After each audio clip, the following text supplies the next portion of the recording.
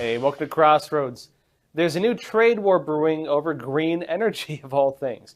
And despite the United States financing, subsidizing, and pushing the new green energy markets, the Biden administration is now going after the Chinese Communist Party with tariffs and other types of trade punishments on things related to, for example, electric vehicle batteries and on solar panels. Now, at the surface, a lot of this may seem counterintuitive, but it's actually related to something else. The Chinese Communist Party is trying to dominate the global energy market using green energy. And this is becoming an increasing concern among the United States and among the Biden administration. Here to talk to us about this is Victoria Coates. She's the former Deputy National Security Advisor to President Trump and Vice President of National Security and Foreign Policy at the Heritage Foundation. Hey, Victoria Coates, thanks for being here. Thank you for having me. So Heritage Foundation just did a big report pointing to the Chinese Communist Party building a system of control over the green energy market. And, this is interesting timing because Biden is going after the Chinese Communist Party on electric vehicles. He's going after them on solar panels. And, on the surface, this seems counterintuitive because he's pushing so hard with the green agenda. You'd think that other countries building, green energy products, you'd think they'd like it. So, what's really going on here? What's really happening with all this? Well, it's fascinating to see this shift in that the Biden administration came in with the most progressive, the most radical green agenda in history, and a sense of mandate from the American people to impose a remarkable so-called energy transition, which would mark the first time in human history we would go from more dense, more plentiful, more reasonably priced energy to less dense, less plentiful, much more expensive energy by choice. This has never happened before, and this is what they proposed, and they have over the first 3.5 years called climate change the existential threat facing the United States. And the premise of Chinese handcuffs of the report is that what that has permitted is the the United States falling into the communist Chinese trap of dependency on China for cheap green energy infrastructure. And so that's really what the report details is the campaign, basically the 5G playbook that China got out and dusted off and applied to green infrastructure to try to make the United States dependent on them for energy. Well, and this ties into something important, and I want to go into it at a couple of different angles. One is the strategic importance of energy, because, when we think of war and we think of diplomacy, normally countries dominating other countries, maybe they can do it through narratives or diplomatic means, maybe they can do it through military power, but they can also do it through the control of energy or the control of essential goods. I know with Russia, for example, that was one of Trump's big warnings to Europe. He was telling, Germany and such, hey, if you guys don't start some kind of domestic energy production, your energy infrastructure is going to be controlled by Russia. And they literally laughed at Trump. And, lo and behold, here we are. But as we've kind of gone towards the green energy market, it seems that the CCP is starting to take over that. Does that mean the CCP is going to control global energy if, the whole world tries to transition to it? I mean, can you explain this kind of power dynamic when it comes to energy? Yeah, it's a new phenomenon in many ways. Really, for the last 150 years, we've seen an exponential growth in humans' need for energy. And that is only going to increase in coming years. I mean, some of the estimates I've seen is that the AI, the data processing centers, even Bitcoin, are going to place so many more demands on our energy infrastructure. It could go up by 25% in 5 years, which is just a huge increase in the United States. So the need for energy to fuel modern life is something that touches each and every American. And what we have also witnessed over the last 15 years is the establishment of American energy dominance. We have historically been an energy vulnerable consuming nation, but that has changed with the fracking revolution, with the exploitation of U.S. natural gas resources. This is something that's become a great strength rather than a weakness for the United States. And I think right around that 15-year time frame was when China, who's the world's largest importing nation, took a look at that and said, gee, we really don't like the United States being one of the three big producers that we would be dependent upon for the supplies that we need. How do we change this? And I think at that point, they really focused in on what was the Obama era green agenda, which looks tame by comparison to what the Biden administration has done, and tried to figure out how they could use their wealth, their state-owned entities, to create heavily subsidized infrastructure, everything from EV batteries to solar panels to wind turbines that would flood the international market, put American and European allied companies out of business, and create a dependency on them. It's really quite genius if you think about it.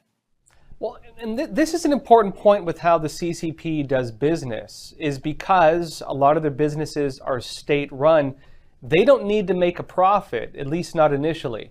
And so what they often do is they go into countries, they underbid on every project, sometimes even below cost. They put the domestic companies out of business, and then they basically control the market. Do you see them doing that with energy right now? 100%. That's absolutely what they're doing. We saw them do it with telecommunications. They tried to do it during the pandemic with PPE.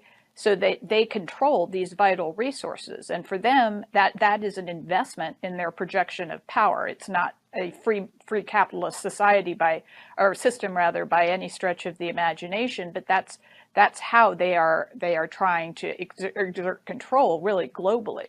And I think as the report reveals, the amazing part of this is that up until now, the West has largely been doing this voluntarily.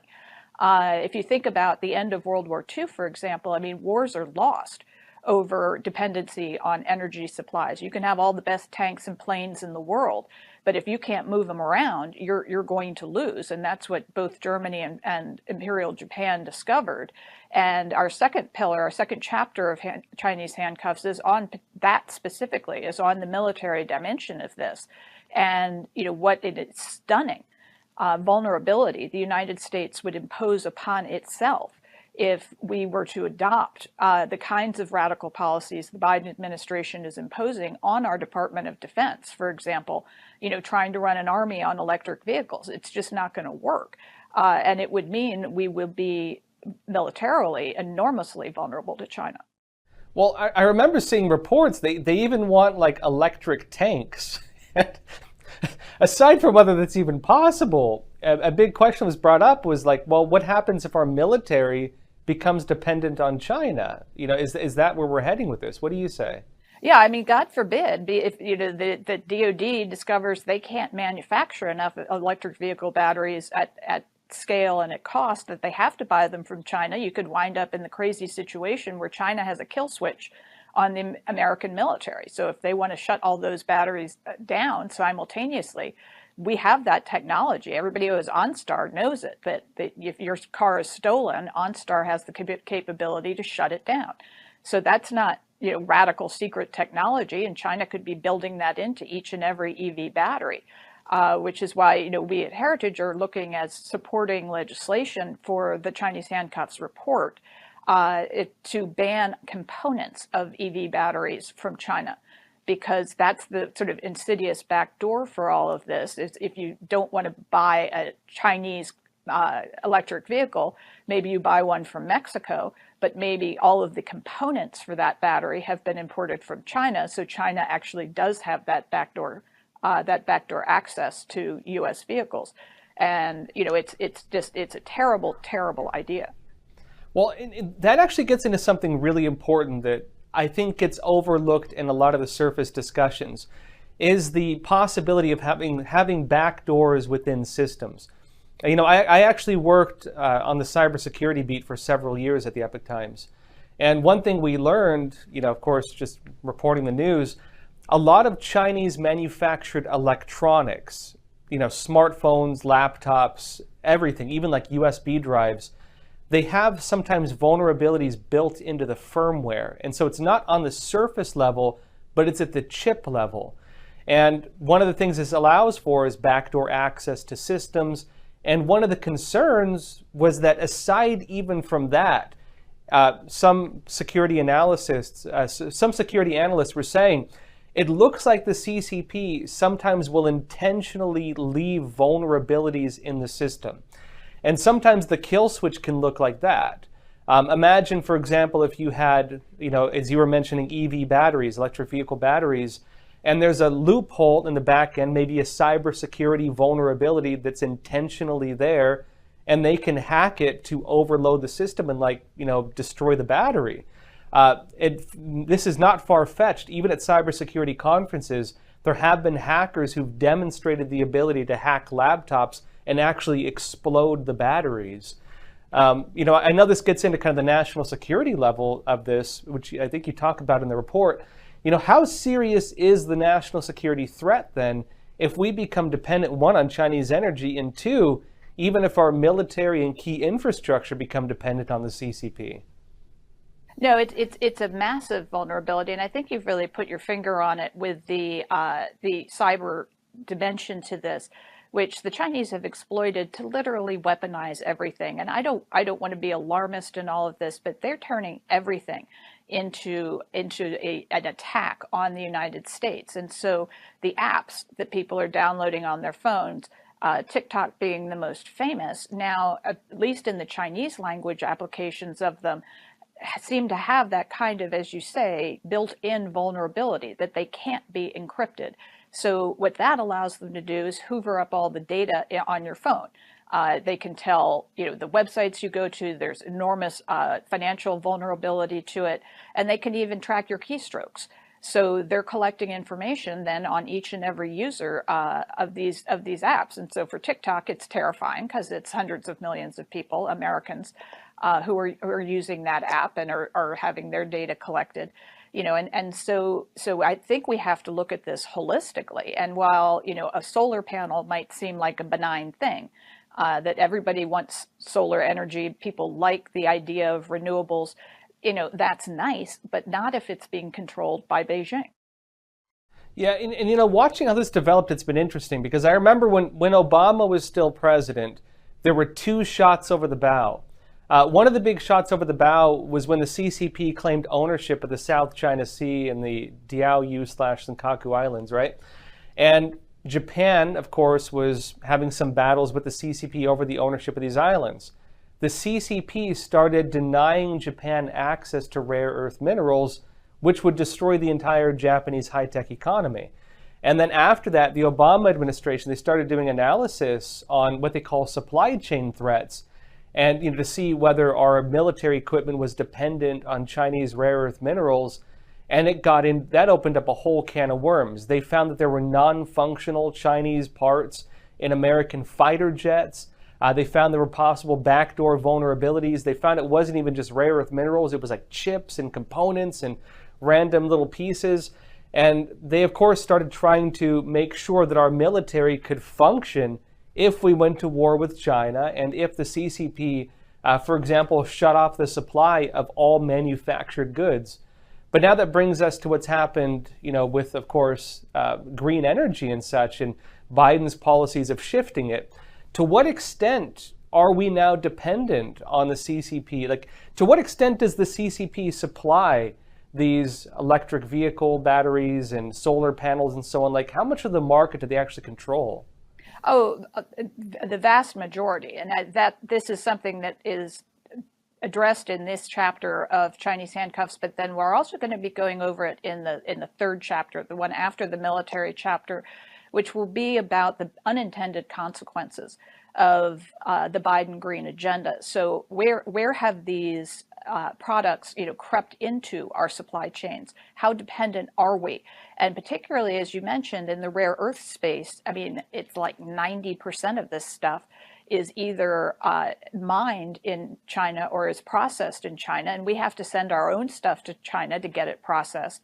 And certainly, if COVID taught us anything, it is that this dependency on Chinese supply chains is just unacceptable to the United States. And I think that's the conundrum President Biden finds himself in now, which is if he wants to get to his extremely ambitious climate targets, net zero 2050 is the least of it, but all electric vehicles by 2030. I mean, you can go down the list.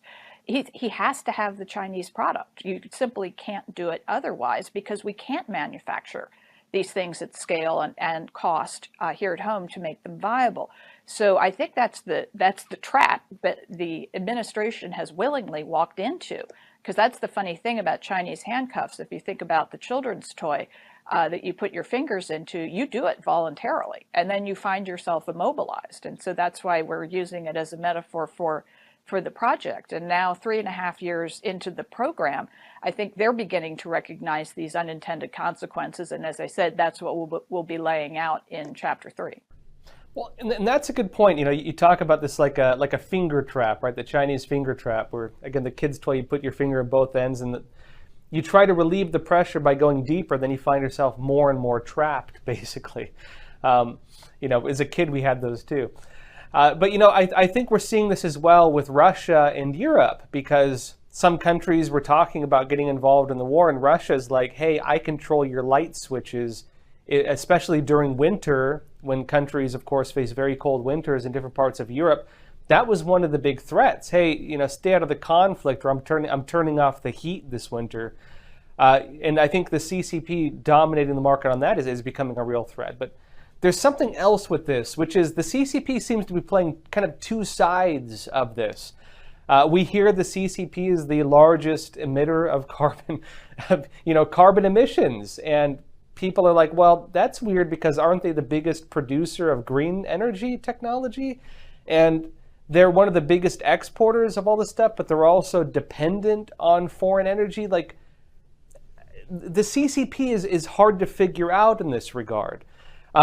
Could you explain to me, I know you get into it a bit, but America is technically a net energy exporter, especially during Trump's years.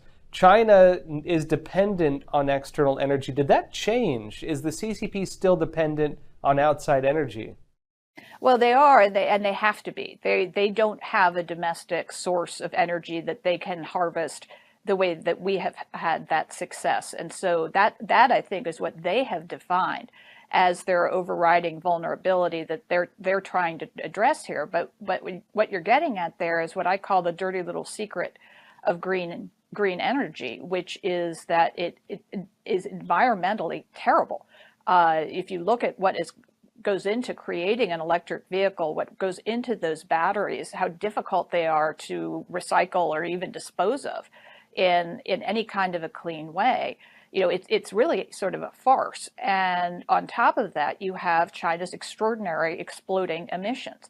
Now, China defines itself as a developing country, which gets it all sorts of advantages at places like the United Nations, for example, or in the climate international climate talks in which they participate, because the rationale there is that the developed world already went through their polluting phase, reaped all the benefits of industrialization, and created the so-called global climate crisis.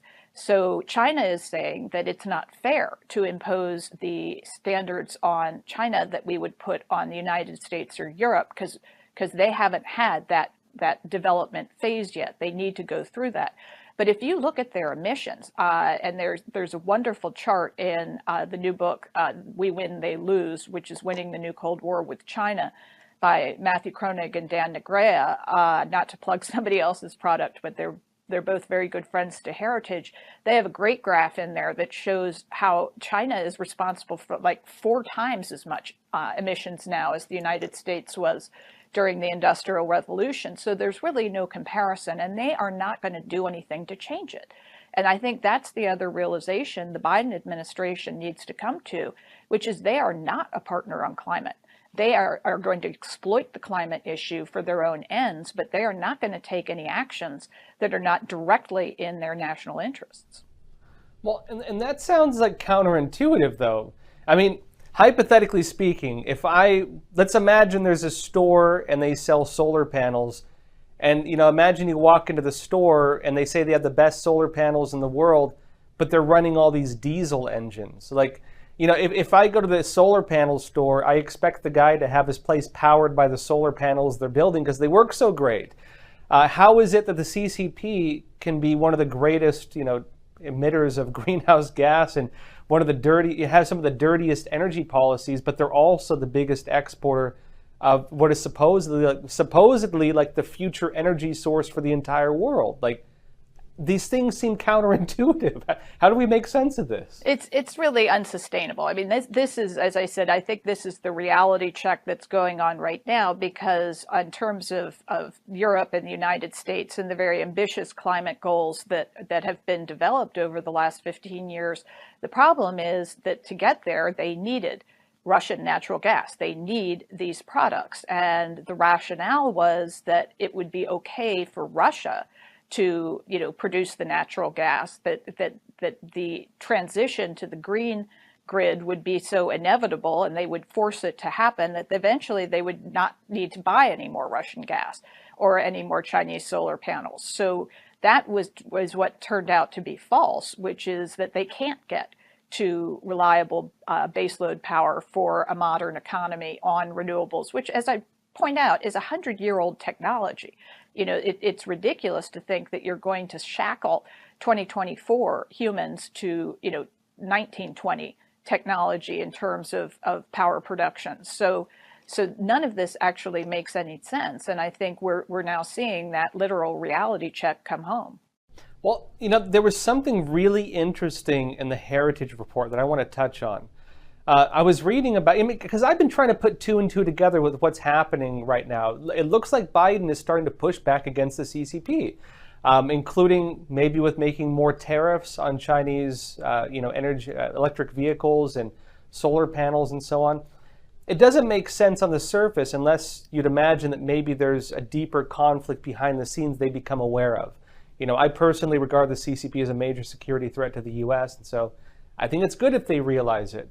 But there was something that happened during the Trump years, which is Trump pulled the United States out of the Paris Climate Accord, and during that time began deregulating the energy industry, which caused a big boom in American energy. We were exporting oil. We were going to be like the new Middle East when it comes to oil.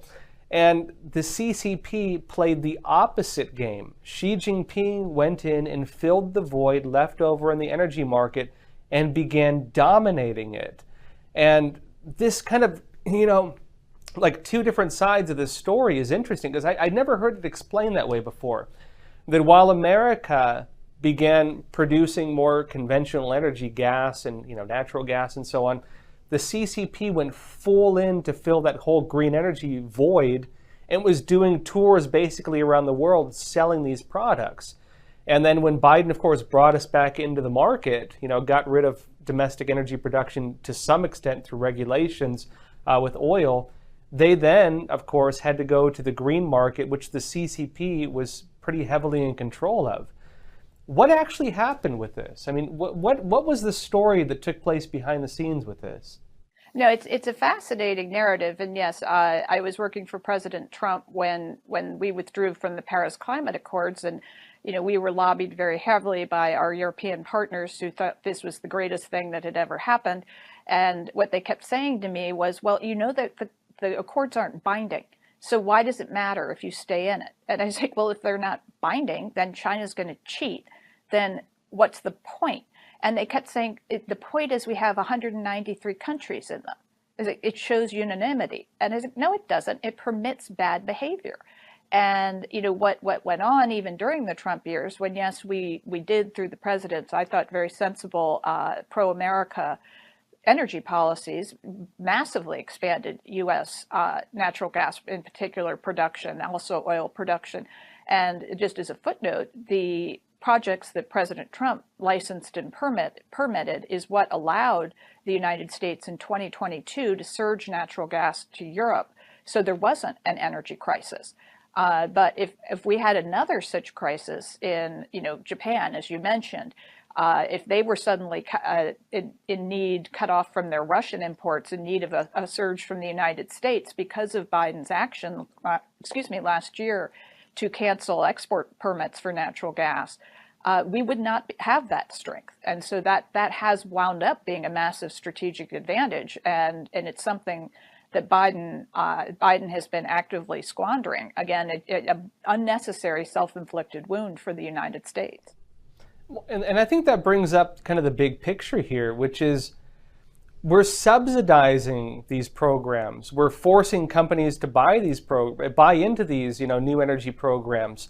We're becoming dependent on this new energy market. And to the extent, even aside from what is mandated and subsidized, even by restricting domestic energy production, we're becoming more dependent naturally on this new energy market, which is being controlled by a foreign hostile country.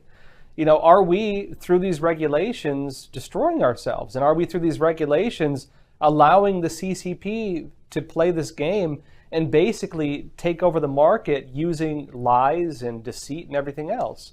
I mean, is that what's going on with this? Oh, I think absolutely. And I'm sure you all have noticed at the epochTimes that we are going to be having a presidential election in November. It might have crossed your ticker. But it's, I think that's the realization the Biden people are waking up to, which is, this is a horrible trap that they have voluntarily walked into, and potentially just, a disaster for the United States, where we could find ourselves, shamefully, in my opinion, unable to supply ourselves with energy, and, as you said, dependent on China. And what's interesting is the number of Americans who rank climate as a greater threat, national security threat to the United States than communist China is actually quite small. I think most Americans are concerned about climate and the environment. They would like a clean climate and environment. I count myself in that camp. But the number that rank China as a more severe threat is more than 50%. And so if you want to win the presidency and you want to get a majority of the vote, if you stack climate on top, and if people start to realize what a shell game, a house of cards this is, that's not going to be a winning agenda. And when you have announcements like we had this week, that Ford is cutting back its electric vehicle production because they're losing $100,000 per car on the electric vehicles that they do manage to sell. That's crazy. And so you wonder why your F-150, even if it's gas powered, suddenly costs so much more than it did 5 years ago. That's why. Because Ford has to spread out that loss, that $100,000 for each and every electric vehicle across the rest of their products. So what it's doing is creating an unpopular product that's making the popular ones more expensive. And as that comes out, I think most Americans are saying, wait, what are we doing to ourselves? And this seems to be the concerning trend, is that we're destroying our own industries on one side, while the CCP is kind of filling the void on the other side. They seem like they're taking advantage, one, of the mandates, but two, on just the cost of goods and so on. And they're undercutting us, and they're taking advantage of international trade agreements that give them discounts and subsidies and everything else. I know that Biden is now going after, or allegedly is going to be going after, Chinese electric vehicles even more, and maybe even going after Chinese solar panels. Do you have any recommendations to the United States on how to maybe go through that process? And I mean, what needs to be done to actually make sure the CCP is not rigging the game against us on climate change? Yeah, no, I think that's actually perfect because that's the topic of our fourth and final chapter of Chinese handcuffs, is what is the reasonable policy here, that in 2024, 2025, no American should be energy vulnerable. No American should be reliant on China for anything, let alone something as critical as our energy sources. And so what is the responsible policy to ensure that the United States is energy dominant really for the next 75 years? We could look through the end of this century. And what do we have? We have civil nuclear, we have natural gas, we have oil and coal. So we have all of these elements that will allow the United States to develop into this new artificial intelligence world that we've been promised. Help us help our friends and allies as well with plentiful, reasonably priced energy sources that are not used as tools of coercion or blackmail. And so how do we chart this path? And if some miracle happens and fusion for example, which the United States is a leader on the technology for that, if that emerges in the next 75 years and we immediately go to net zero, that's great. But we can't count on that. And so what our plan is to lay out that alternative to what we're going into now, rather than, dependence and vulnerability, to independence and great strength for the United States, a huge advantage, because in the nightmare scenario of a war with China, the United States has to prevail. In the event that China tries to blackmail our partners and allies, we need to be there to help them because we have that capacity. And to give that away in the pursuit of what I think are highly aspirational, unrealistic climate goals is just, it's the road to madness. And so that's really the very stark policy difference that this project is designed to highlight. Yeah, well, thank you so much for being here. Where can people learn more about your work? Well, thank you for having me and for having this in-depth discussion. At heritage.org, we have a landing page for Chinese handcuffs where you'll find both the chapters of the reports as they become available. We have a collection of op-eds. We're going to be having our legislation highlighted there to ban the EV components, battery components rather. So that'll be kind of one-stop shopping for Chinese handcuffs. Great. Well, thanks again for taking the time for this. I appreciate it. Thank you.